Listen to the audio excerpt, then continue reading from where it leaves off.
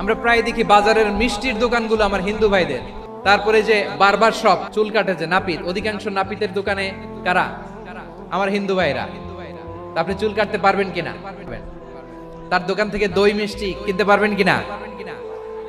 হ্যাঁ, আমার মুসলিম ভাইয়ের দোকান থাকলে ওইটারে আমি বেশি প্রায়োরিটি দিব, ঠিক কিনা?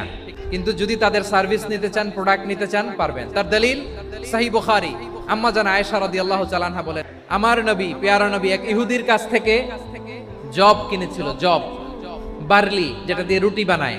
ওই জবের দাম দেওয়ার টাকা পয়সা নবীর কাছে ছিল না, ফলে নবী ওনার একটা পোশাককে মর্গেজ রেখেছিলেন, মর্গেজ, বন্ধক।